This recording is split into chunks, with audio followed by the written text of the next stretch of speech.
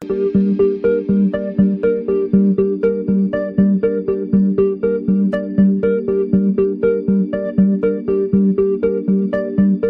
guy, Max Jimenez, baby! Woo!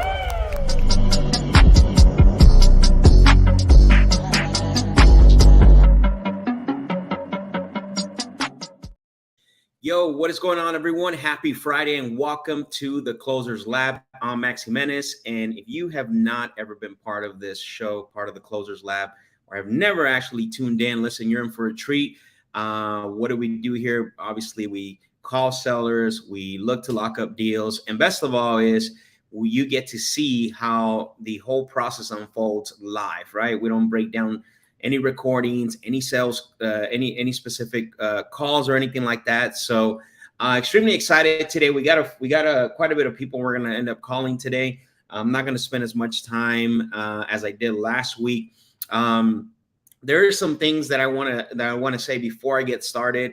I appreciate you and let some people jump on here. So what's up, Pod? How you doing, brother? Good to see you on here, like always, supporting the show. Share this with someone. Share this stream. It is a live stream, so remember, make sure you bring your questions. Make sure that you you like and subscribe to the channel as well. Appreciate every single one of you for being on today. This helps me out a lot. If you guys share the stream with someone that should be on here to learn how to get better. So I appreciate it. What's up, Andre? Thank you for being on here. All good, all good, all good. Quick shout out to everybody really quick. I just want to give a quick shout out before I start making some calls is quick shout out to everybody who's bought the PDF set with the video companion. Man, the testimonials that are coming in are really amazing. Honestly, they mean a lot. It's hard to believe that something so simple but yet effective can be so impactful. It's crazy, some of the testimonials that are coming in. Travis, what's going on, brother? Appreciate you for your support. Matt, how you doing, brother? Good to see you on here as well, too. So, so I just want to give a shout out to all of you that have purchased it, and those, obviously that are considering it. But yeah, it's been crazy, the feedback, the testimonials, and everything that I've gotten. One more thing, I want to say something. If you're not part of the Closers Lab community, the link is below. I go live there every single Tuesday. At 9 a.m. Arizona time. We got a few people that are, that are on here that are part of that community now. We got Chris Pod, obviously Pod's big supporter of the community. He's going to be, he's always on there. We're always, this week was actually really good. We talked a little bit about bonding and rapport, the goal for bonding and rapport. And then I break it down for you, down to almost a science to actually understand what's the purpose? What's the purpose? What's the goal for? So we did that on Monday. We're probably going to continue that. So if you have not joined the Closers Lab community on Discord, I suggest you do that. The link is in the description below. So what else? What else is going on? Got quite a bit of few things going on. Next week on Wednesday, I want to say 3:30 Arizona time. I am going to be going. I'm doing a live Zoom call with my good buddy Joseph Frangos. We're going to be talking about a very, very good topic. You guys should send me a DM or go to my bio on Instagram, and actually I'll have the link there for that Zoom call. So I'm looking forward to that. Looking forward to actually doing that call. And we named it strategically. It's called Mindset over Mind Shift, or Mindset versus Mind Shift. We're super excited for that. He's got a great community over there called Legacy Makers, and he's doing some great stuff with people over there in that community. So extremely excited for that. But that's it. I just want to come on here and talk a little bit about how grateful I am for the PDF. For those of you that bought the PDF and the video companion, it's amazing. And I am getting ready to release the next date for the intensive, the next intensive that's coming up, virtual intensive. So be on the lookout for that. The 1-day intensive, great feedback on that. I know a lot of you that are on here have attended the 1-day intensive and have gotten tremendous value. So I will be releasing the date between today and either Monday. So I'm not sure yet. So just be on the lookout. Going to release that on IG, the Discord community, and all that. Andre said, haven't seen Joe in a bit. Yeah, he's doing a lot, man. That guy's been super busy. So extremely excited to connect with him. Anthony, thank you for that.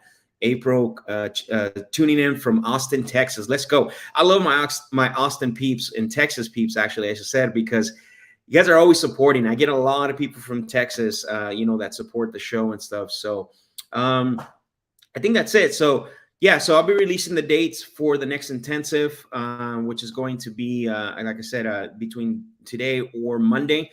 So make sure that you are already following me on Instagram. Make sure you're subscribed or you're part of the Discord community. That way you can actually be the first to join that. And we're going to be doing some giveaways too. So for those of you that are not part of the community, we're going to start to do some giveaways. We're going to start to do some great things in there. Got a few people that's going to help me out. The one thing that I've been getting a lot of requests for is, besides the sales training, right, that I'm doing every Tuesday, is the call calibration. So I am working with someone right now to actually get that going. They already said yes, committed to it. And I'm going to be part of it as well too. But I'm looking forward to this individual that's actually really interested in doing this to basically run it. I'm going to be in there as well.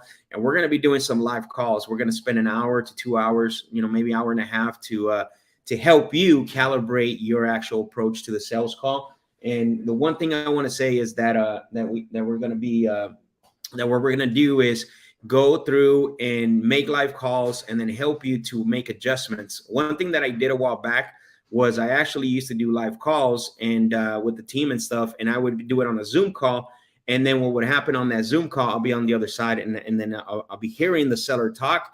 And then I would say this, say that. So that's what I'm talking about, right? Not listening to the whole call. It's more of, hey, put the seller on mute. Here's what we're going to say right next to the seller. So if you're not part of that Discord community, I suggest that you get on there. And that'll start sooner. That'll probably be sometime next week or the week after. But we're doing some great things inside the Discord community already. We got probably close to 300, close to it, members. And Thomas has been part of those, right? Thomas has been part of those calls where he's been on the other end of, I'm in his ear and he's talking to the seller on speaker. And then I'm letting them know, like, say this, say that, right? We're either going to do it through a Zoom or we're going to do it through Discord. I believe we'll do it through Zoom. It's a lot better, but we'll see what happens. But yeah, highly recommend you join that community. So much value being poured into there. If you're looking to get better, there's no excuse. I'm telling you, I always hear this. I need to get better at this. How do I get better at that? Well, you're never on the sales training. You're not attending all these things. And then you want to DM me and you ask the same questions, which I don't mind people DMing me. But if it's the same thing that we actually talk about on that live training on Tuesday, sometimes I'm just going to go ahead and push you through those trainings. That's where they're there, right? So you can ask the question. So you can, and I know there's a lot of you on here who DM me sometimes. You should be on those calls on Tuesdays. And then now with the new call calibration session that we're going to be having, you need to be on those, especially if you're looking to get better. So great things coming, big things coming. I wanted to make that announcement here. But again, if you're not in that community, you're not going to know when these things are going to happen, when we're going to get started. So you got to be part of that community. So I highly recommend. And again, the link is in the description of this YouTube video. The other thing too, I want to say, plus on Facebook, it's in the description as well too. One more thing, and we're going to get started with the calls here. One thing I always say is, one thing that I don't do is I don't push people to make financial investments because everybody is going through different phases, right, in their career. But one thing that I do push people to is, and I talked about it today on the reels that I put today on Instagram, is need to move out of the prospecting cycle, right? The cycle of 3. You got to get out of there as soon as possible. I'm telling you right now, if you think that you can cold call and you can follow up and you can negotiate all at a high level, you're absolutely wrong. I'm telling you right now, worse. That's farther than the truth. You're not going to be one of those 3 is always going to be impacted. And the problem is that if you do all three, the one that's going to be impacted the most is going to be your follow-ups and your sales appointment, because you're trying to generate more leads. So you need to get out of generating leads and generating prospects as soon as possible. Look, if you do it for 90 days, that's cool. If you do it for the experience, if you're doing it for if you're continues doing it now, I'm telling you, you're never going to get better at negotiations. You're never going to get better at having the high level conversations if you're in that cycle of three. Gotta be careful with those. Gotta be careful with that. And I know some of you personally, I know you're doing it right now, and I'm telling you, make the financial investment. Look, make it for 90 days, right? To get a cold caller. It costs you $7.50 an hour. It costs you, whatever the case may be, so you can focus on the high level negotiations call. And I highly recommend that. One thing I always get asked, what are some things I would have done different? Is that, right? One thing I did was I burned out in the first 2 years of building teams and doing that. Like, our acquisition guys were cold calling, following up, and also going out to sales appointments. Burn them out completely. You don't have to start with PPC. You don't have to start with direct mail. Start with cold calling. Cold calling is the most efficient, the most economical, and you get the most opportunities possible as well too. So again, I don't push people to do anything that you can't do, but I highly recommend that at some point you transition into focusing only on the two parts of the cycle, which is follow-up and what is it called, high-level negotiations, while someone else generates prospects for you that want to sell. Matt says, what's going on, Hitterman? All the way from Tucson. Appreciate you, bro.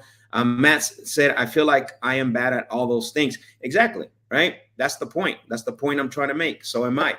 I'm not the best at follow-ups. Like, give me a new lead that I can close now. And I don't want to, I'm not the best at follow-up. This is why a lead manager for me works really well, right? And you have to remember that. And again, it could be even texting. Who knows, right? I don't text. I love cold calling. Cold calling is always the best. Melissa said, what cold callers do you recommend, Max? It just depends what you can, what you can afford. Like, because I know there's different cold calling companies. They're all different, right? Some charge all the way from $650 to $950 to $1050 to $1150. So I work with one that charges $750. So, but they're great, right? You don't pay for the dialer. So because some companies will actually pay for the dialer as well too. And that link is in the description as well too, Melissa, if you want to hit it up. Anthony says, I totally agree with getting cold caller, with the cold caller. I have felt burned out many times. Yeah, I know. I've been there. Listen, I've been there, done that. In today's day and age, I'm telling you, there is no need besides getting a little bit of experience. The first 90 days that you start, all that stuff, like, that's fine. You got to do that. But at some point, you got to transition out of that three vicious cycle, right? The cycle of three, excuse me. Because you're never going to excel. I'm telling you right now, Anthony, you're never going to get better if you're focusing on all three cycles of the lead, the life of the lead. You're not. It's going to be very difficult. So I recommend that you do that. So cool. I want to get that out there because I think people needs to hear that. April said, Max, how are you generating leads? Are you pulling lists? So currently I got so much data. And the problem is that I have so much data that I have to use it up, right? So I'm not pulling lists currently, but I have pulled lists from like PropStream. Then I use KindSkip to skip trace them. I don't have no affiliate with either one of them. Well, PropStream I do, but KindSkip I don't. I just like their data. It works well for me. And then cold calling. I like cold calling. Listen, cold calling is very economical, very efficient. And all I want to do is I want to get at bats, opportunities.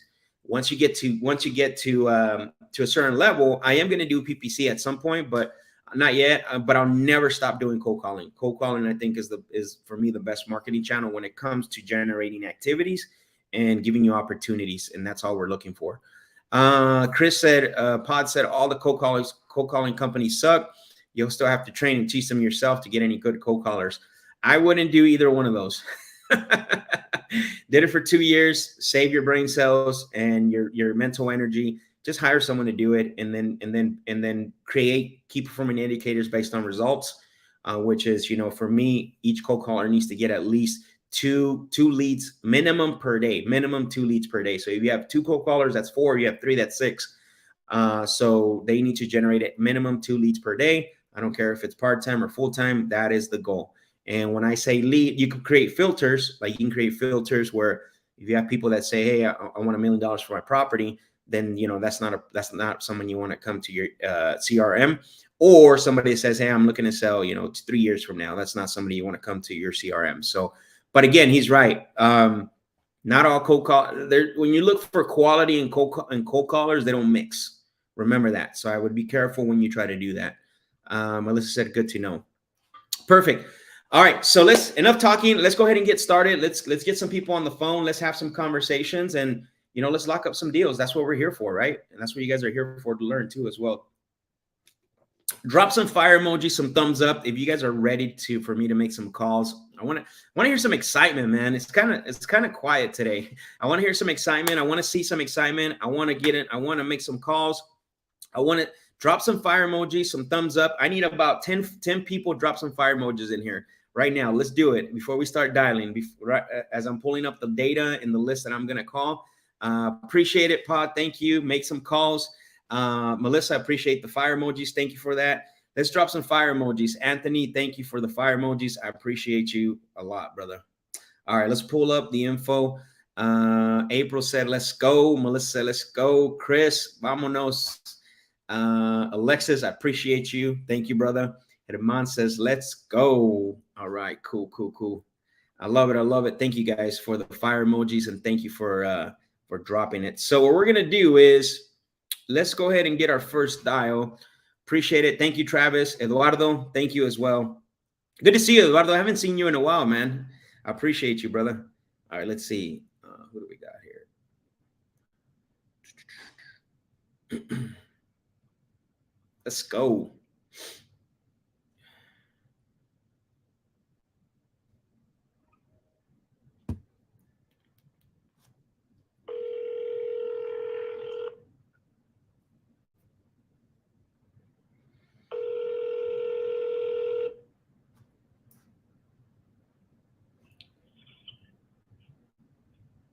This is Alan. Can I help you? Who is this, Alan? Yes. Oh, hey, Alan. I must have got the wrong number. I was trying to reach Larry. Oh, well, that's me. Oh, that is okay. Oh, got it. That's. Thank you for that. And my name is Max, Larry. I'm calling you because you had spoken to one of my team members about your property over at Quarry Drive. Are you still considering selling that one? Yeah, I'm not selling. Oh, no, I'm not selling. Got it. Okay, I did see on the notes that you were looking to sell ASAP. What changed? Well, my other deal fell through. Oh, like you had another you had another property that you were. About 153 acres. Yeah, it was about 153 acres, but the soil scientists came back with some negative information on the property, so I backed out of the deal. Oh, I see. Got it. No problem. And then are you going to be looking for another opportunity later down the road, or is this something that's? Oh no, I'm still looking. You're still looking? I'll find the right property eventually. Okay, got it. And then what happens with this property here, the one I'm calling you on, once you identify an opportunity, what are you gonna do with this one? Well, I don't know. I'll sell it or Airbnb it. Okay. Which one do you prefer? I mean, as far as I don't know yet. I haven't made that determination. That makes sense. Okay. So let me ask you this. I know you're making a couple of decisions and stuff. I mean, you obviously said Airbnb. Let me ask you, what were you considering getting for this at some point? As far as the sale price? Yeah, like your sale price. Oh, I won't take less than $330 for it. $330 for it, okay. So if somebody gives you $330, got it. If y'all buy discounts and then do whatever, then I'm not your guy. No, that's all right. And this is why I'm asking questions, because I like to find out first, obviously what your goals are, and then. Yeah, because I had another company that did this, and they called me. It was like $185,000. I thought, kiss my ass. There's no way it would do that. No, of course, and this is why I like to ask questions because obviously I'm trying to see what if because we don't buy every property from everyone we talk to. It would be impossible. I did want to ask you what I don't see on here. Is this like a primary residence or is it a rental? No, it's a primary residence. I have 2 other rentals, but this is a primary residence. This one's a primary. Okay, so you stay there currently there. Yes. Okay, perfect. And then if you were to get you said say that again, 335, right? 330. 330. Is there anyone else that would have an input when it comes to the sale of the property? I mean, my wife, but I mean, Okay. she would go on whatever I recommended. Got it. So at some point, I mean, obviously right now we're not making decisions or anything, but at some point, would she be part of the conversation as well? Well, I mean, it's in my name, so I can do got whatever it. I want to with it, but Okay. she would go along with whatever I recommend. No, that's fine. So trying to figure out, because I know 330, obviously you're not too far on your asking price. One of the things, obviously, I see that 330 is going to be close to what it's going for on the market. And I get why you're asking that. I probably wouldn't be your buyer at the one lump sum when it comes to the 330. I don't know if I can get my underwriting team to approve the 330. They would want me to ask you, how much time you would feel comfortable giving us if we gave you the 330 or more to pay that off. You need to pay me payments? Mm-hmm. No, I wouldn't do that. Okay. So even if I gave you the 330, you would there's no like time you would feel comfortable giving us? If you want me to finance it, I'm gonna have finance. I'd have finance charges and all that to it. I'll do it for the selling price. You say that last part again. I'm sorry, my phone cut out. If I was going to finance it, then I would charge finance charges. There's no way I would do the selling price for that. Sure. When not even good business. No, I get that. Well, so when you say you would charge finance charge, what are you thinking where you would be at? Oh, I don't know, man. I have no idea. This question's never been put to me. I have no idea. Yeah, I mean, because obviously I'd love to give you the 330, but you know how it is. Right now, the going rate for a mortgage is probably 4.5%, 5%. So I mean, even excellent credit's probably 4%. So I wouldn't go any below that. Okay, got it. So 4% would be ballpark. Whatever the Fed rate is, the Fed rate. Got it. And then as far as the whatever the Fed rate is, and then how far of a timeline would you feel comfortable giving us if someone was to give you the Fed rate? Oh, I have no idea. I have no idea. Okay, got it. I hadn't even thought about that. Yeah, because that would be a way, like I said, we could give you what you're asking. You'd be welcome to make an offer, and then I could count it. No, for sure. Yeah, for sure. I'd love to put an offer together, but unfortunately, I can't without what the timeline that you would feel comfortable giving us, because then I would be all over the place with it. So I know, and now in the past, a lot of times some people have given us 120 equal months. Some people have given us 80 months to pay it off. 120 months? I wouldn't do that. Well, I mean, I wouldn't do it out that far. I wouldn't do anything probably over 12, 15 months. 12, 15 months. Okay. Yeah, I wouldn't do anything larger than that. Yeah, if I even did it. Yeah. All right. Well, sounds good. I just, I'd like to ask again. I'm in the most desirable neighborhood. I get it. And most desirable school district. I got a 30,000 gallon in-ground pool on a corner lot. And the house's average days to sell here is about a week and a half. So there's just no reason for me to do anything like that. Yeah, it sounds to me like you have time. You got, which is great. You got time. You got, options.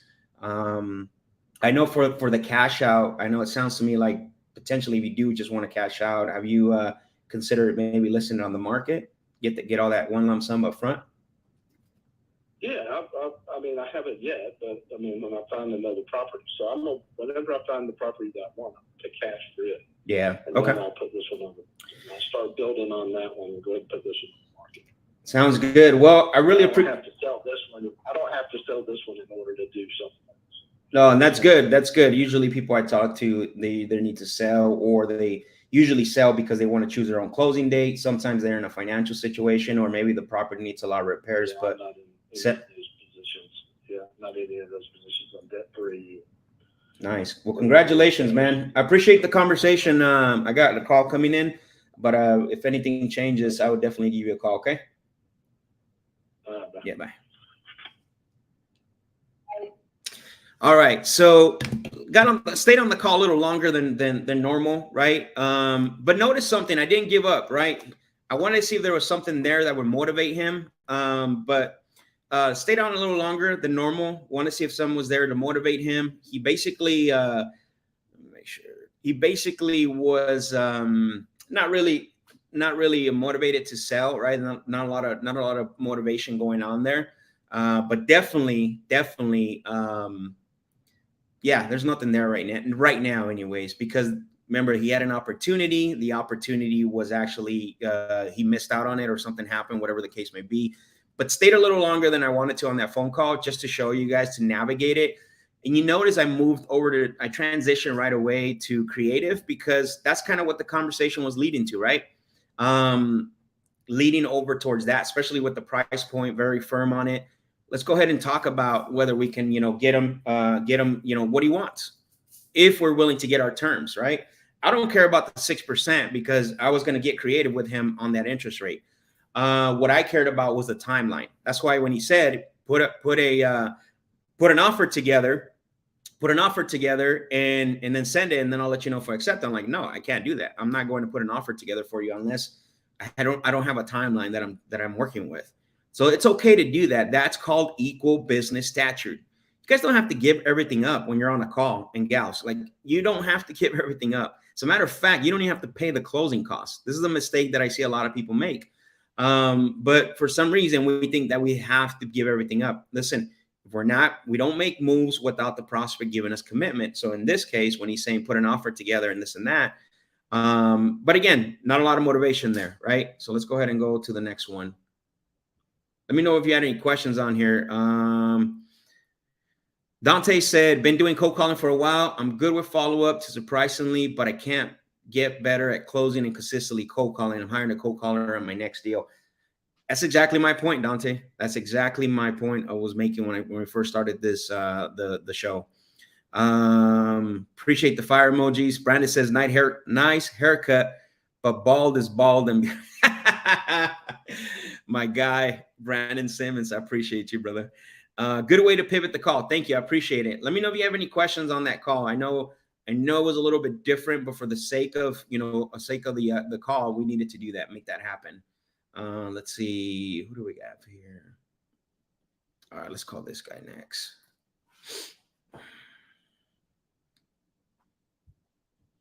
Good conversation, though. There was quite a bit there. There was actually quite a bit.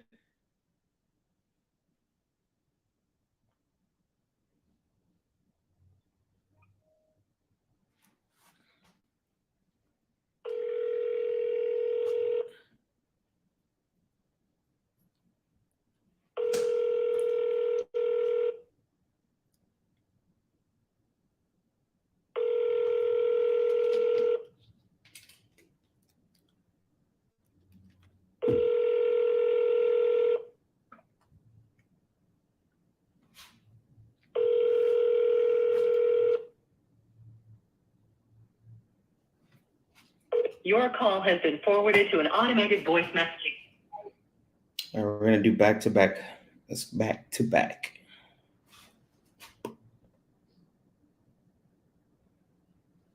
Oops.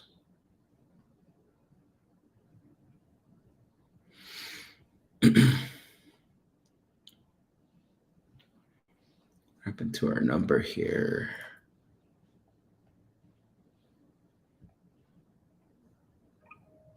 There we go.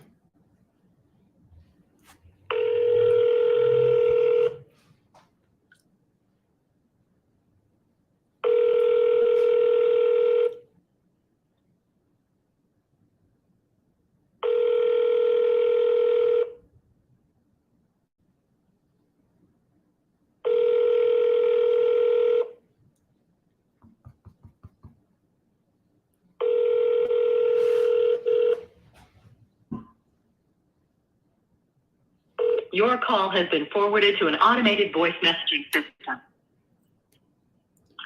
Lindsay J. Is not available. At the tone, please record your message. When you've finished recording, you may hang up or press 1 for more options. To leave a callback number, press 5. Hello, Lindsay. It's Max. I'm calling about your property over at Arrow Ridgeway, and I was calling because, all right, we're going to drop the cliffhanger on them. All right, let's go next. So we did a double dial and then dropped the cliffhanger on them. Let's see what we got here.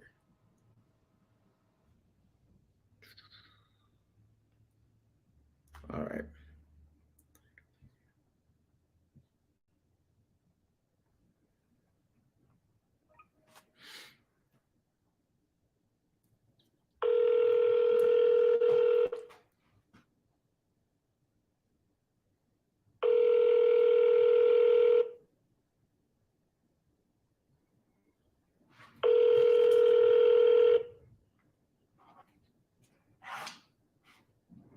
This is Colonel. Leave me a message. I'll get back with you as soon as possible.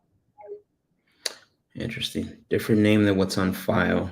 All right, let's go to the next one. Oh, this looks nice here. All right, let's call Ivan.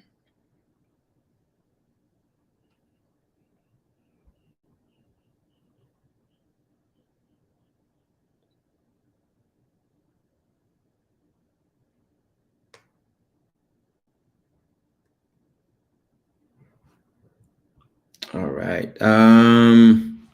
Alexa said the cliffhanger is gold. Yes, it is. Yes, it is. It is gold, brother. Let's see.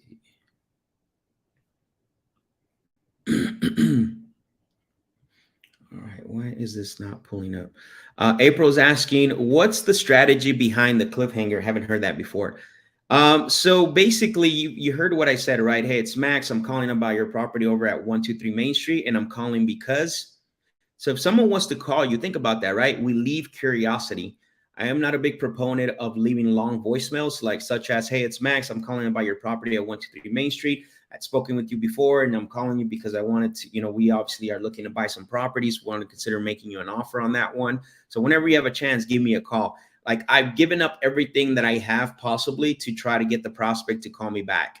So where the cliffhanger is, we leave the curiosity to see what that's about. It's the same thing with text messages. We definitely don't want to send a long text message, right? We want to send a quick text message like, hey, it's Max, please call me back, and then create curiosity for them to respond. Same thing with the cliffhanger voicemail.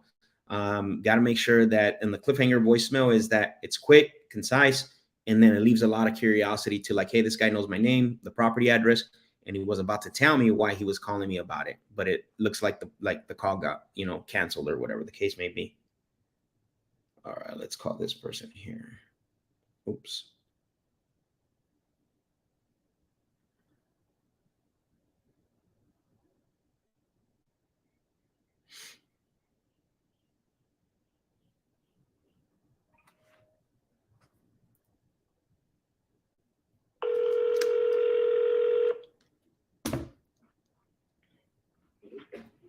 Hello? Hello, Strauss. This is he? Oh, hey, Strauss. My name is Max. I'm calling you because you've spoken to one of my team members about your property over at Pony Run Drive. Yes. Okay. I was calling because I know that they sent me some notes that you might be considering selling. Is that still the case? What did the note say? So some of that note says that it looks like it's let me look at here. You got a new roof back in 2019. Sir? Yep. Bye-bye. Hello? You're not telling me what the note said. I told you. I just was reading it to you. You didn't let me read it to you. Hello? Click. All right, I'm gonna call him back. That upset me. Let's see.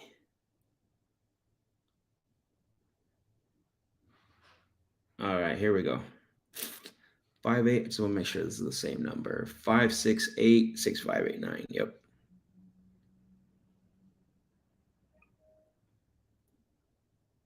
About to get yelled at if they answer.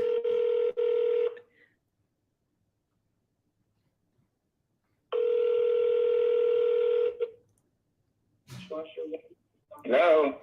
Hello, Strauss. It's Max. I think we got disconnected. No, I'm not. Yeah. Oh, I was trying to read what I had on the notes, but you hung up on me No, before the you. first thing I told them that the price what I accept. Was 165.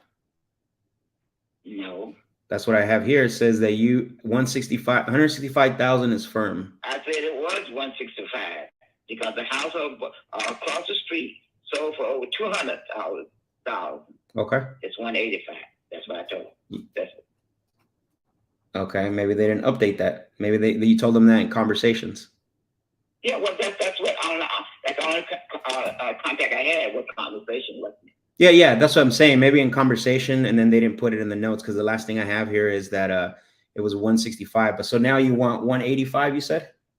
Yeah. Okay, perfect. Well, that's one thing. It sounds to me like I caught you at a bad time. Do you have like a couple minutes to see if I can follow through on some questions, see if I can offer you the 185? Well, yes, if you can offer me the 185. Mm-hmm. Okay, perfect. So one of the things I see on here is, so this looks like it's right now, is it a rental property or is it like your primary Yes. residence? It's a rental? Okay, It's rent. perfect. And it's currently occupied or vacant? Occupied. Occupied, okay, perfect. So occupied tenants. And I'm trying to go through, make sure I don't ask the same question. So, and I do see that the tenants looks like they would want to stay if somebody else bought it. Yeah, well, I'm sure they would want to stay.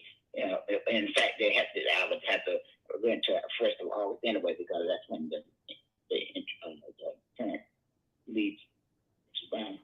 Okay, got it. No, that's great. And are they? Do you know? Are they month to month or are they on a long-term lease? They're on a year. They pay month to month. They're on this, but like it's a year. Okay. I pay at the state it expires on August 1st. Got it. Okay, so they're on a lease until August 1st of 2023.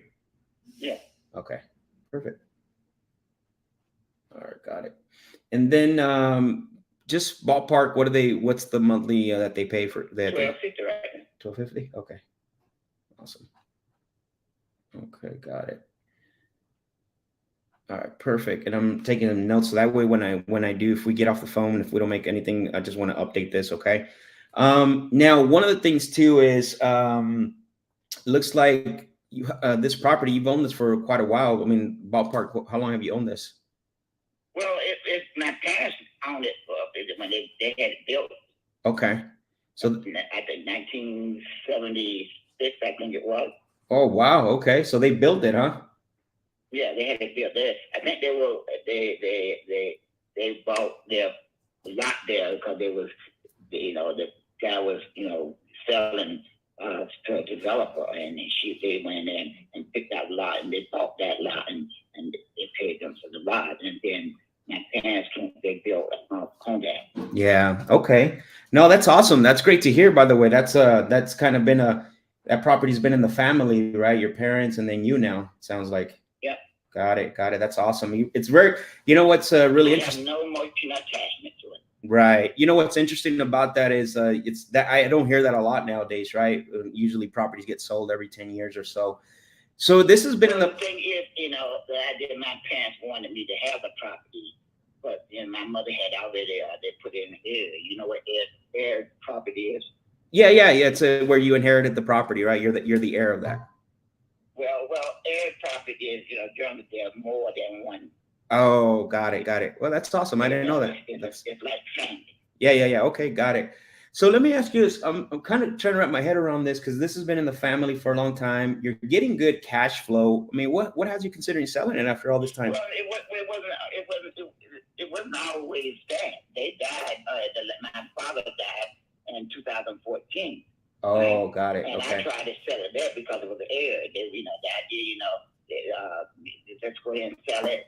And and be done with it because it's just be a headache if we I tried to rent it out and this kind of stuff and keep the taxes up, but nobody would want to do anything, and that's what happened. No one wanted to do anything. Okay. They just wanted to sit back and thought they could get money off them. Got it. Okay. I see. So, the house was going downhill; it was deteriorating. Right. So I went out and I put it on.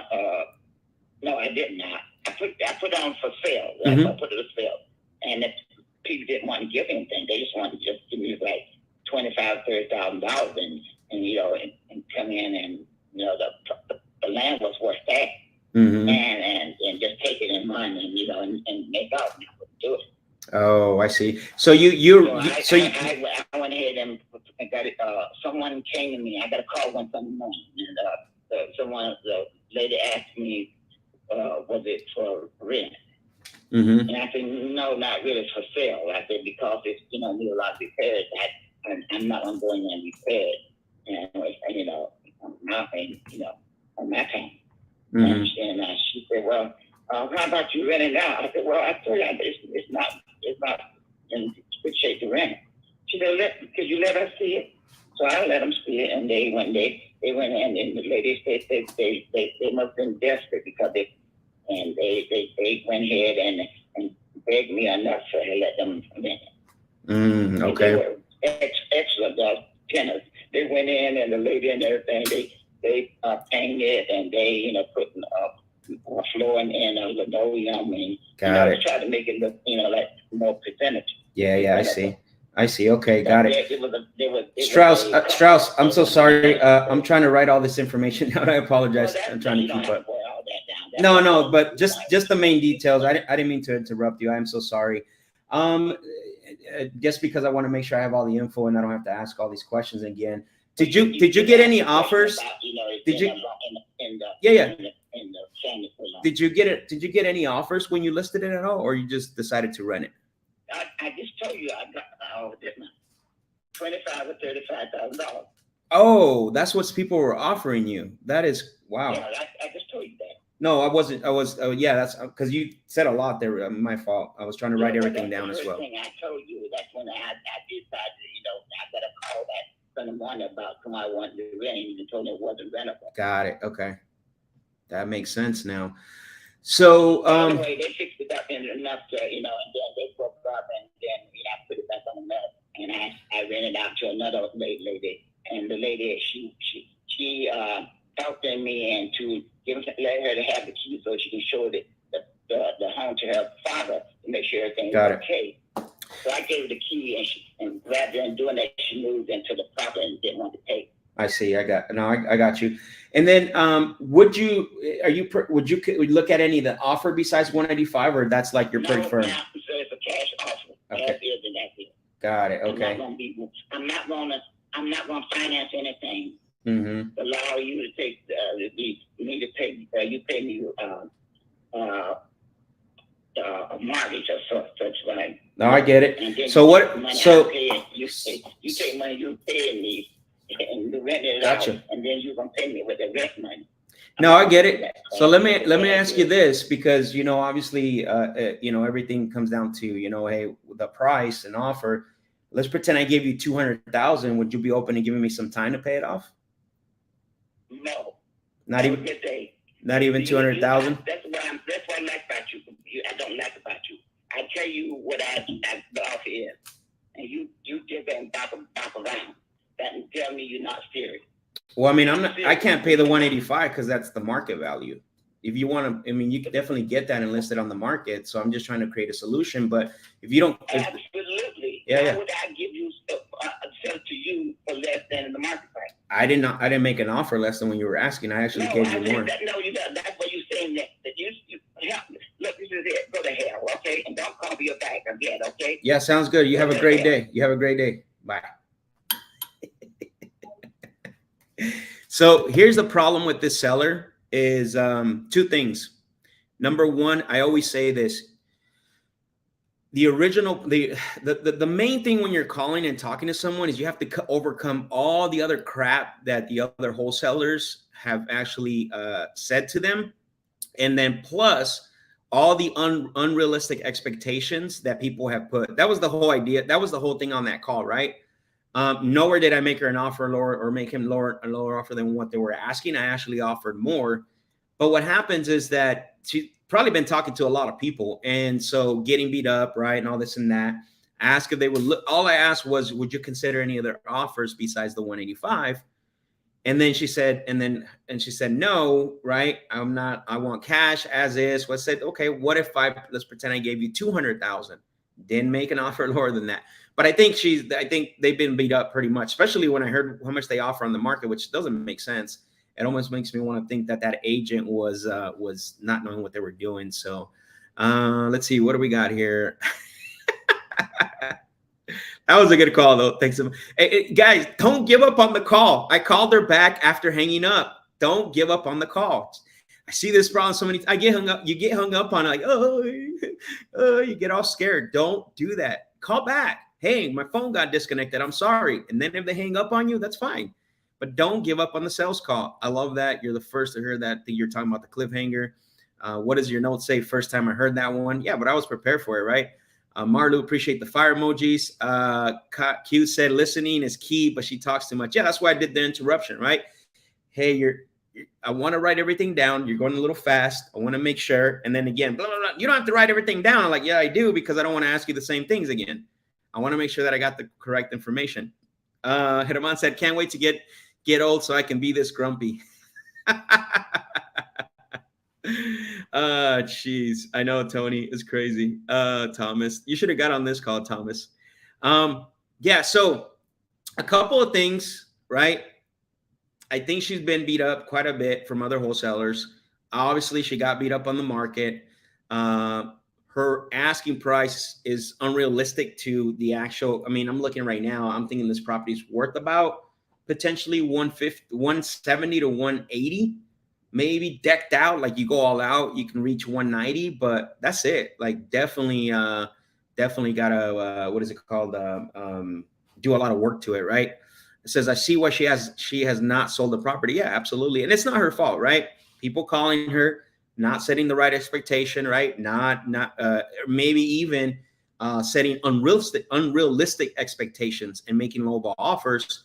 And she thought that I was going to be that person. Sometimes people get upset when you come up to their level of, hey, I don't know if I'm going to buy this. Hey, I don't know if I don't even know what I'm getting into, right? Just like when she hung up on me. So Dante said she's in a low state of vibration. Yeah, I mean, most sellers are, right?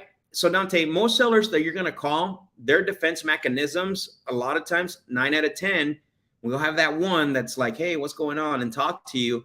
But most are going to be in that state of mind. Defense mechanisms really high, potentially already got beat up by other wholesalers and on the market and all this.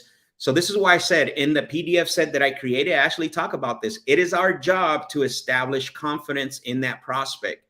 It is our job to actually let them know that we are about our business by being concise, direct, and very clear with the message that we're actually calling them for.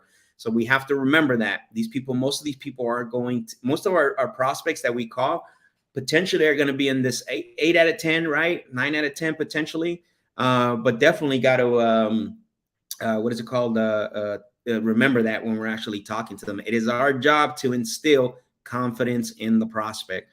Dante said, I always call them back when they hang up. It's funny because they are rarely mad when they pick up again. Just depends on the person. Yeah, absolutely, right? Always call them back. Hey, I'm so sorry. I think my phone got disconnected. That's all I say, right? And she was continuing to have that conversation. So, but definitely crazy call. You guys like that? 2 calls so far. Let's go on to the next. Drop some fire emojis. Even though we haven't really led into heavy negotiations, potentially a contract, but there's a lot of value in those 2 calls, right? How to navigate, how to call back, and all that stuff. Drop some fire emojis if you guys have got value out of those 2 conversations that I just had right now. All right, here we go. We're going with the next one.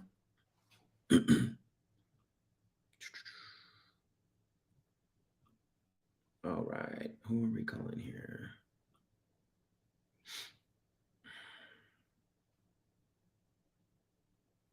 All right, let's call this guy.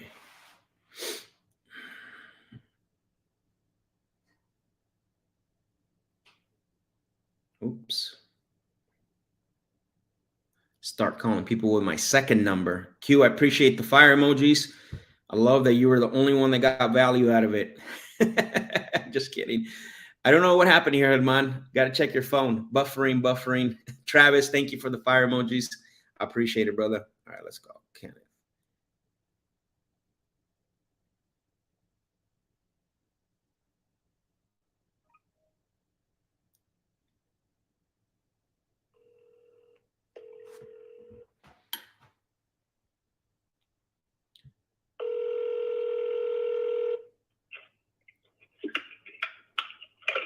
Hello? Hello, Kenneth. Yes. Hey, Kenneth, it's Max. I'm calling you because you had spoken to one of my team members about your property over at Pacific Ave. Said you're considering selling that one? Yeah, I did, but I'm not considering selling it right now. Oh, got it, got it. I didn't see that on the notes. I still see that you were interested in selling. Just what changed out of curiosity? Nothing. I mean, it was just a spur of the moment cold call, Mm-hmm. and I said that I wasn't, just maybe call back in about 6 months, see if we can chat again. Okay, got it, got it, got it. Got it. So it was just more of because I'm assuming you're getting quite a bit of calls on this one. Yeah. Okay, I see. Any idea why you're getting a lot of calls, or have you found out at all? No, I mean, I figured it's like a safe area. Yeah. Yeah, probably. Or maybe someone knows some you and I don't know, which is maybe there's some gold back there or something, huh? Yeah, maybe. You're right. There's a lot of interest in that Is there? spot, so I don't know. Yeah, got it. Okay. All right. So if you were me calling back about this, when would you do that? Potentially when you're Probably six months, I think, 4 to 6 months. okay, perfect. Then what I'll do is I'll make sure put that on my calendar, and then maybe we'll give you a call up then, see if you've changed your mind or if anything else has changed. All right. Thank you. Yep. Yeah, bye. Yep. All right. Bye-bye. All right. Not too much there. So remember, always ask, like when soon as they say, well, I'm just getting calls, like, why do you think you're getting so many calls on this? Right. We want to get them to interact. We want to get them and then, joked around with him a little bit. Maybe there's gold there just to see if he would talk a little bit more. I've used that line forever and it's gotten people to laugh, smile, even him, right? He's like, he didn't laugh or anything, but he's like, oh man, this probably is. He was like, so just again, building genuine rapport, understanding that who you're talking to. So let's move on to the next one. I didn't get from him a lot of urgency or anything, especially when I'm looking at the notes here. When I was talking to him, he's been saying that now for a while. So Melissa, appreciate the fire emojis. All right, let's see who's next.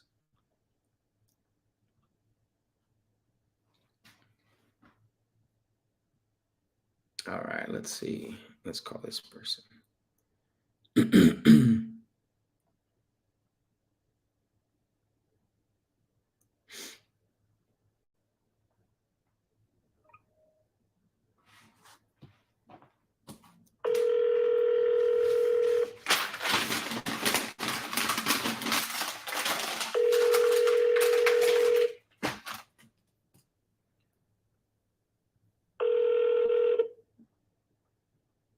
Hello? Hello, Derek. Yes. Oh, hey, Derek, it's Max. I'm calling you because you had spoken to one of my team members about your property over at Buford Drive. Yeah, on Buford? Yeah, the one on Fayetteville. Yeah, I don't remember who did I speak to? Let me look real quick. So it looks like you had spoken to Thomas or Zach, one of the two. Okay, I don't recall. I just spoke to someone about 605 Wilson Avenue, not Buford. I don't know that I spoke to somebody about Buford. But, oh, okay, got it. Are you selling that? Are you selling Buford or that other one? I will be selling Buford, but not just yet. I'm not ready to sell that one yet. Oh, got it. Okay. And what's the other one? Is that another single family home or? Yeah, 605 Wilson Avenue is Spring Lake, North Carolina. That's the one. It's got a lot of land with it, but it needs some extensive work on the okay. house. Mm-hmm. But I'm still trying to look at a cash offer. Maybe I already had one offer. Okay. But it was really low, much lower than what I want. And I realized because of the amount of work that it needs on it is why I got such a low offer. But still, I'm going to entertain other offers with that house. Plus, I got another person who does home restorations, and they're looking at it. So maybe it's more out of it from that person with a cash offer. So right. Is that somebody that potentially could be like someone living in it instead of like an investor that way? Yes. Oh, yeah. okay. I see. Yeah, exactly. Got it. Yeah. And so, yeah, they're looking at maybe restoring it. It needs about $50,000 worth of work to the house. The house is worth about 75, 78. Okay. So I had an offer of 15. I really because there's so much land with that home, I really was looking to get at least, I was looking to get 40, but at the minimum 30. And I realized, from the investor that talked to me, it's like, hey, look, there's a lot of work. I don't think anybody else will be able to ever offer you more than this. But I said, I'll see, because I've gotten like 20, 30 calls. Yeah. So I'm just going to see what people say. And I realize with the work that's being done, as far as an investor, you're trying to do a rental, you can only do so much. Yeah, of course. Before you start. No. Yeah, for sure. And I appreciate that you're obviously well-rounded in what it takes, and you're in the business and stuff. So when you said that offer was too low, I mean, what was do you mind sharing, like, ballpark? What was the offer that you got? 15. Oh, 15. Okay, got it. And then you want to be somewhere around, what was it, 40? Yeah, I said I would like to get 40, but the minimum I would take would definitely be 30. And that's just because the amount of property that's coming with that home. I mean, the lot that's right beside it, it's fairly large. I mean, it's pretty big. And then what's it got, a half acre? Lot, yeah. Okay. And there's a lot behind it, which I own also, which is, I'm just paying on the property on that lot. That's probably a little over an acre. Okay. And so I want to sell that property behind it as well. But that property does not have a home on it. It's just an open lot that just backs to the home. And the only thing that's dividing it is a fence, and it's huge. It's big. Got it. Okay. There's a tree kind of not quite almost in the middle of it, which if you remove that tree, it's big enough to put an actual house back there. Okay. Got it. Small homes, so cool. Okay, got it. So now, got it. No problem. What would it take to let's pretend someone wanted to buy both? What would you feel comfortable selling both for? Because of the size of the lot. Now I'm going to have to go and do a little bit of homework on that lot again. Check out the market value on it. Initially, I was saying that I want at least 25 for the lot, but it may be worth more. I have to check the tax value on it as well, because I've been paying taxes on it, but I can't recall off the top of my head. What it said was that the tax value also, of course, which is different from the sale value. How much the real property could actually be worth. Yeah. So I'm not exactly sure, but with the property where the home is. Okay. I definitely, I'm not going to take less than 30. And as I mentioned to that investor, he's under the impression that I won't get it. But I said, well, even if it takes me having to do a little bit of work to the house first. Yeah. And I'm just going to be honest with you and straightforward. Sure. Like I said, the home, it needs extensive work. The HVAC needs to be replaced. There's some installation issues with it. The roofing, it needs some repairs. The interior, the drywalls, there was probably a lingerer that broke into the house. Okay. A squatter? Are they still there, or they moved out, or they got them out? Okay. They're gone. They're gone. I went in and changed the lock. Okay. I still have one busted window that's covered. But the cabinetry in the kitchen, everything needs to be replaced in there. The cabinets, the countertops, the stove, the refrigerator, everything needs to be replaced. So everything needs to be redone. And obviously, depending on what you want to do for it, either flip it or rent it, that's going to determine how much you want to spend. Keep it as a rental or flip it on the market. So is this it's what I'm looking at? It's a 3-1, right? Right. Okay. It's a 3-1. 3-1. Yeah. And the other thing, like I said, I'll be straightforward with you. There was a number of trees down on the wire that was going to the house, coming from a telephone pole, and I did call the electric company. They did come and cut the trees down. I'm having somebody that's going to remove the trees. But the bigger issue is when I went to check, I'm not sure why this happened, but the electrical meter has been removed from the house. So I got to contact the electric company and find out what happened with that. Okay. Because, as an investor, I know that, I've already been told for an investor, it in that particular area, it's going to cost about $5,000 or $6,000 alone just to have that electrical meter restored in there. So this property needs a lot of work. Seeing as a homeowner, Man, what happened, because that was my father's property and he did have it rented out at one time. okay. So I don't know, between COVID and just some, dealing with some medical issues on my side, I've not been able to address the house as much. But I need to find out with the electrical company what does it take to get that meter put back in. So that's going to help. They usually do that if they sense like it's not safe, or if they, I know in some extreme cases where people are stealing power, but I know that's probably not the case here. But usually if they see that it's not safe or they're seeing some danger, they'll just they'll do it themselves, where they'll take it off and put locks, or sometimes they'll just put a plate over it. Let me ask you this, because the house has been vacant. It's been vacant for right 7 years. Yeah. Because, even the squatter, for example, that squatter could have connected it directly. And so potentially they maybe saw some power movement. So they're like, hey, we got to go down there and basically do that. I love to do two things with this, because I love all the information you gave me. I really appreciate that. Obviously it sounds like it needs a lot of work from everything you told me. One of the things that I want to see is if I can get my underwriting team to maybe come up to your 30,000. But the one thing that I will need is, do you have current pictures of what the property looks like? I'll have to check, because I did take some pictures, but I'm not sure if those are still on my phone, because yeah, because it's gonna. I don't want to make you a blind offer. I want to, obviously, I'm looking to make you an offer you can depend on, and see if I can come up to, your 30,000.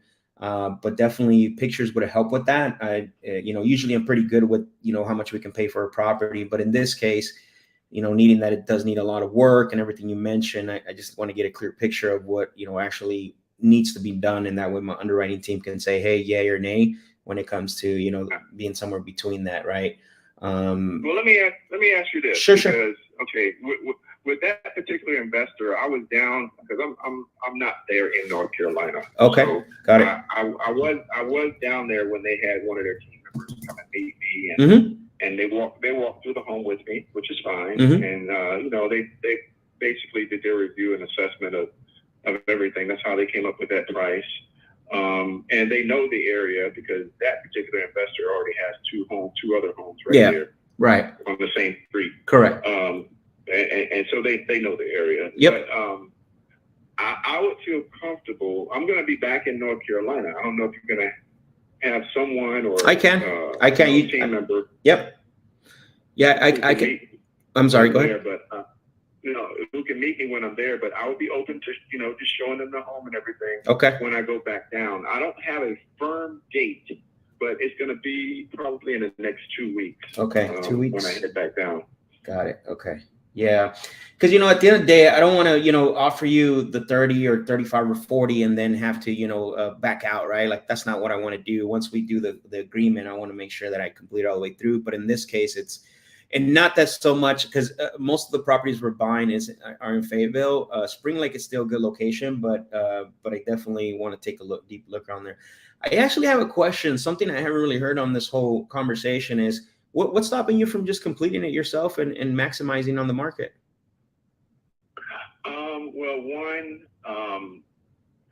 I don't want to be a renter. I don't want to rent out a home, and it's inherited property. It was my father's. He's got 3 properties there in Fayetteville, and I can't manage them. I'm doing some other things, and I had thought about actually, renovating them and renting them out, but it's just going to be too much work for me. I can't do it. Got it. So that's the biggest thing. So I'm trying to just take the best cash offer I can. Yeah. For each of these houses, and like I said, for now, the 605 is the one I want to go with right now. Got it. No. Buford is definitely in much better shape. Right. It does need some work to it, but it's almost rent ready. But it needs some work to it as well. Yeah. But No, that I'll get Wilson out of the way first. All right, no, and that makes sense because it sounds like it's probably more of a urgency to get this one ready. I do. What would happen if you don't get the 30,000? I mean, are you going to finish the work and list it? I don't think I'm going to finish the work and list it necessarily because I do have one other person, just a family friend, who's very interested in the property, and he may go, overvalue if he can get the loan, and he's got some money of his own, and he's going to use it as a project for him and his son to restore it. So, like a traditional loan or private? Because I don't know if it would qualify for traditional, but I don't know which ones he's getting. No, it'll probably be a private because, he's got some funds already. So probably most of it's going to come from him anyway. Mm-hmm. And then he would just have to have a small like business loan to cover the rest of it. But yeah, he's very interested in it.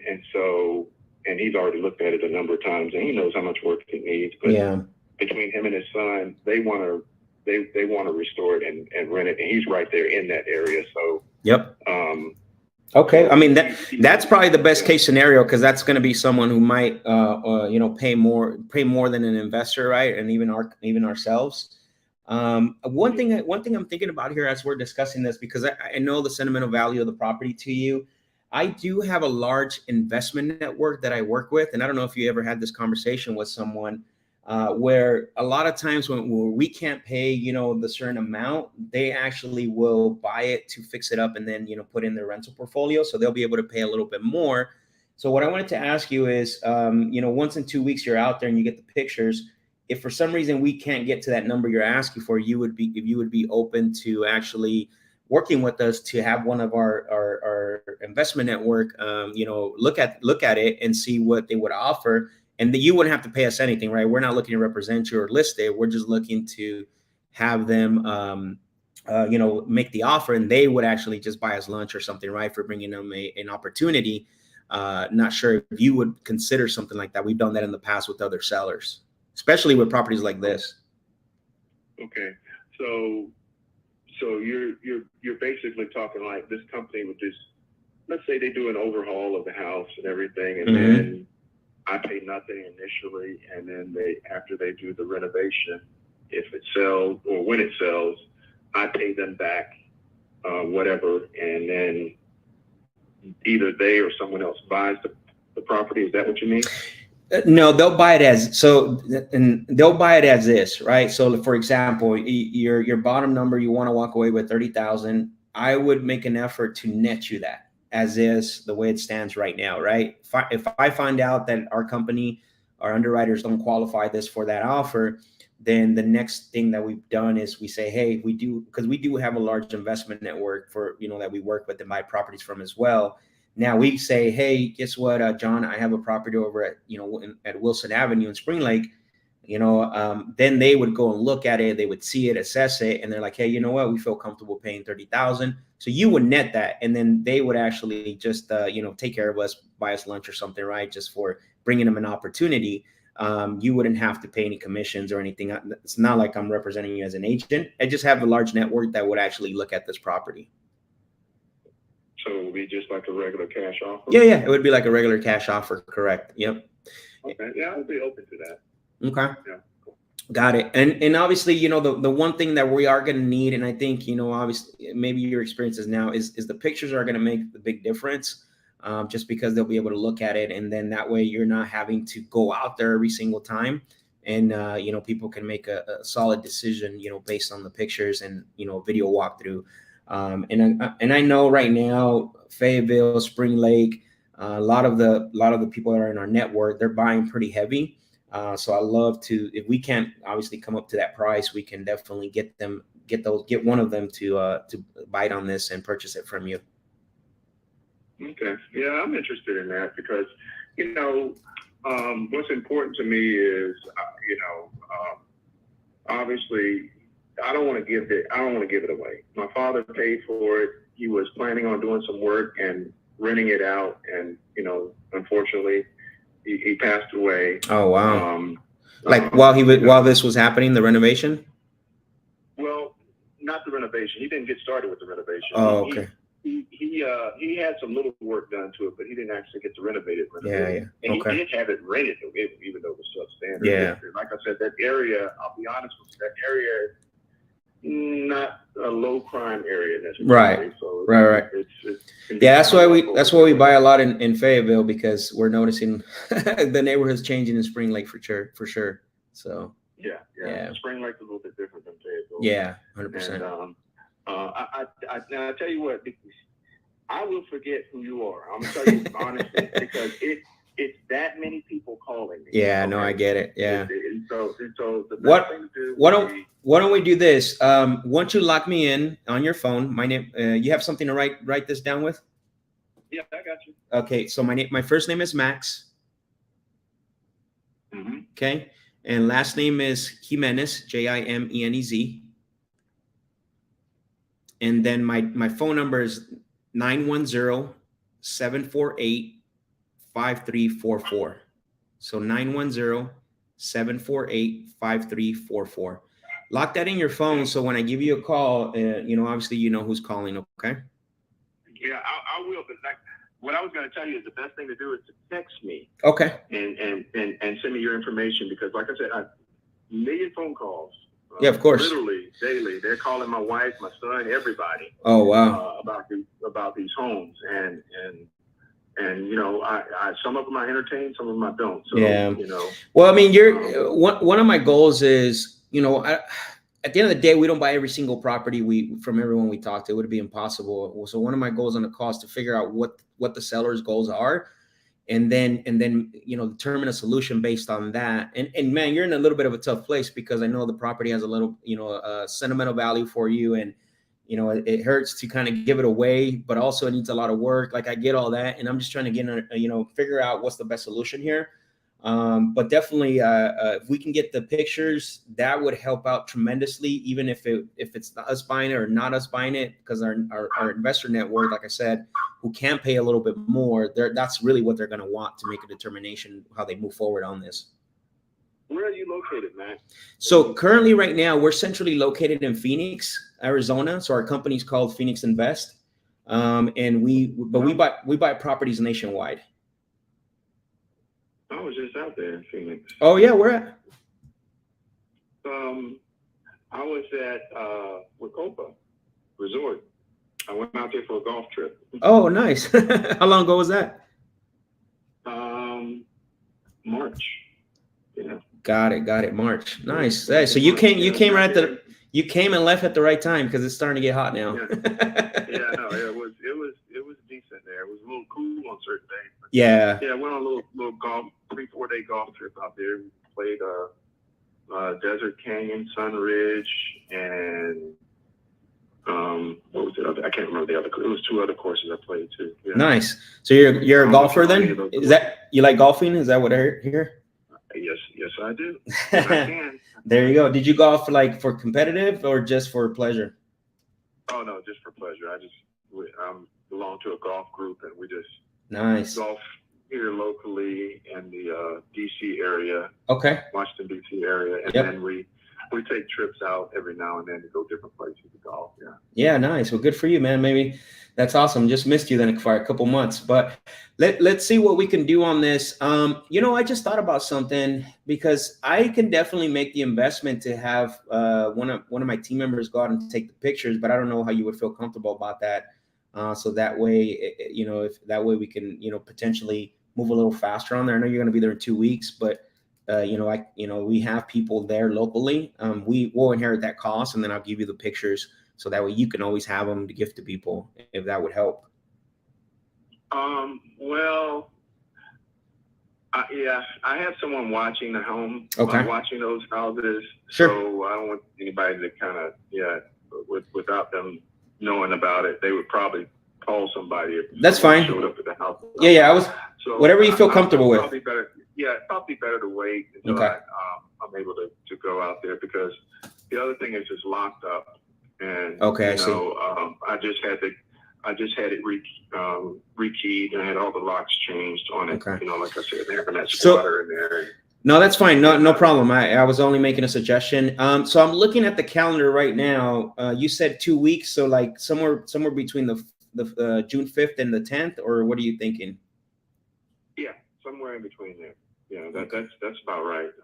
Okay, then what I'll do is what I can do, Max, is like I said, I'm hoping because you send me a text message, it's probably gonna be better. But okay, I can let you know when I'm gonna be down there if it's earlier than that, and you know, I wouldn't mind if someone came by and took a look and took pictures and perfect. but I'm gonna take a couple pictures down there anyway myself. But Okay, and I actually do have someone, like I said, who could.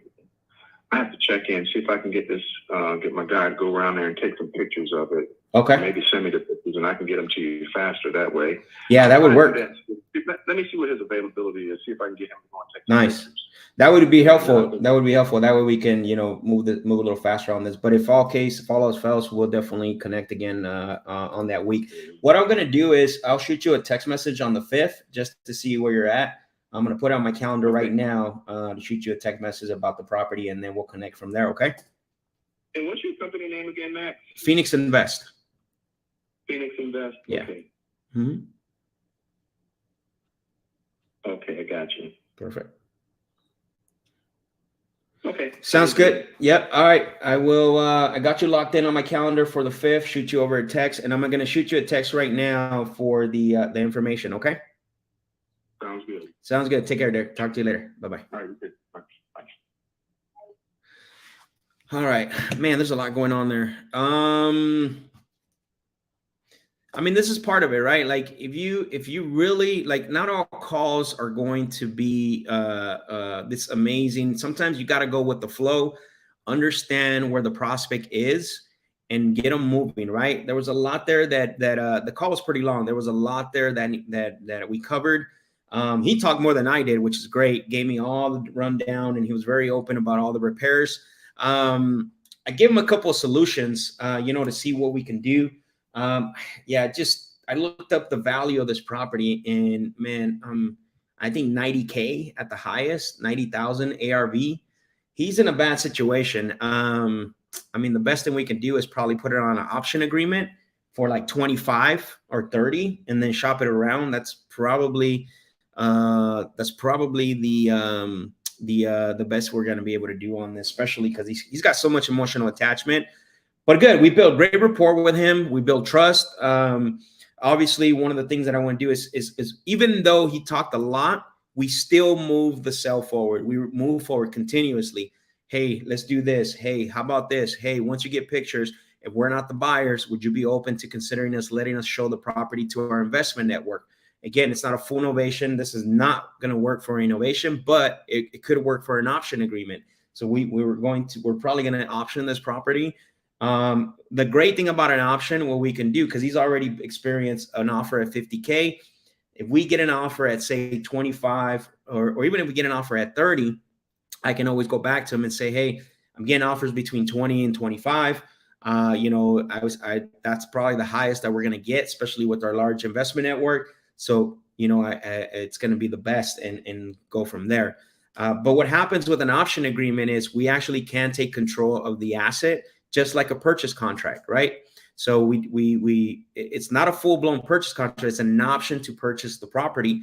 Once we identify a buyer for it, we can then exercise the option and then do a full-blown purchase contract, which we assign. But we'll see. I mean, there's not a lot there. It was a great call overall. Great, a lot of information. The one thing that I like, the only reason why I stayed with him on the phone that long and build rapport with him is because he has other properties. The one I called him on is really nice. Like that property is in excellent condition. So if I can help him out on this one, do you think that he's going to help me out on the other ones? Right. So there's great opportunities here with him. So we'll see. I got to shoot him a text right after we get off here. Analytical type seller. Correct me if I'm wrong. The type of person you break down your offer and how you arrive at that number. Yeah, potentially. I mean, it's very detailed for sure. I don't know about analytical. Definitely very detailed. To me, it sounded like a combination of analytical and steady. So people that don't like change, right? They take their time. You know, they want to know what's going to happen to the house, especially when there's a lot of emotional attachment. You remember that, like, this guy is so emotional attached to this property that potentially he's not going to be able to sell it. I mean, Anthony said that, right? He's providing a lot of information, my type of caller, but he's not realistic in his asking price for what's required to fix up the problem. Absolutely. We definitely got him that. Melissa said, get him, Max. Try to. Q said, I have a similar case like this one. The seller knows exactly how much work the property needs. He doesn't want to do it by himself. He doesn't have the money or time, but would not drop $1. Yeah. I mean, you're going to have sellers like that. So you got to figure out other solutions, right? Like for me, right away, I went to the option contract. I wanted to make sure that the option agreement, I wanted to make sure that I threw that out there. I wanted to make sure that they understood that there is another option to go, another route that they can go with me. And that made them feel real comfortable about it, right? Melissa said, you won't forget who you are. Hopefully, right? Like, we always want to make sure that they write down our information, log it on their phone. And that way they don't forget. He said he likes you. Yeah, I mean, he got comfortable with me. Obviously, he trusted me. That's the thing. That's my goal, to always get people to feel comfortable and trust me in the whole conversation. But awesome. Any other questions, guys? As I'm going to wrap up here, but we had some really good conversations today. We're about an hour and a half in. I'm going to wrap up here. And then, is there any other questions or anything I can help you with? Any of the calls? I know we didn't get to some of the calls. We didn't get to what happened almost last week or the previous week, but that's the way it is. This is the way the follow-ups are. Sometimes you hit, sometimes you don't, depending on who you get. But was this helpful to everybody? These calls today, we dove deep into some. We talked a little bit about negotiations with some others, presented different options, and obviously that's the way the dice roll sometimes. But definitely, I think it was a great set. So, any questions? Anything I can help you guys with at all before I jump off? Melissa, yes, helpful. Awesome. I'm glad that you found it helpful and that you were able. Brian says, yes, thank you so much, Max. This really helps. Cool. Yeah, go back and, guys, I highly recommend, and gals, go back and watch this. There's a lot that happens during the calls that you don't actually catch in the live, right? So I always recommend go back and watch this, break it down. You don't have to watch the whole thing, but move it forward over to where the calls are, and just break it down, the little pieces of where, okay, here's where this goes. One thing I want to say, you notice on this last call, I adjusted to the guy's personality. He would not, this is a guy that I would not want to put through a certain funnel that I have, because he would just hang up. He's not ready. He's not ready for it. So I just had a casual conversation with him, but also moved the cell forward. I didn't talk to him about just chit-chatting, right? But definitely I appreciate that. Let's see. Amazing call, brother. I thank you, Alexis. I appreciate it. Q, appreciate the fire emojis. And Alexis, it's time to keep smiling and dialing. That's what it's all about. Absolutely, man. Smiling and dialing. So cool, everyone. I appreciate Melissa says she's role playing now. Nice. Travis is very helpful. Cool. Remember, get in the Discord community. The link is in the bottom here. I also have some recommendations as well, too, if you guys want some co-callers. But get in the Discord community now. We're going to start to get the ball rolling on that. Now, we've gotten every Tuesday, we're doing sales training in there. And then the next thing that's coming, like I said, is we're getting ready to do a session where we're going to do some call calibration, where we're going to be we're going to have you call, and then we're going to be talking about the way you should approach the calls, even on the live session while you're on the phones. So make sure you're part of the Discord community. And also, please like this video, subscribe if you can. And share this video with people. Let them know you were on the Closers Lab, and let them know what you learned. And I really appreciate everyone. Thank you for joining me today, and make it a good one. Finish your Friday off strong. I'll see you guys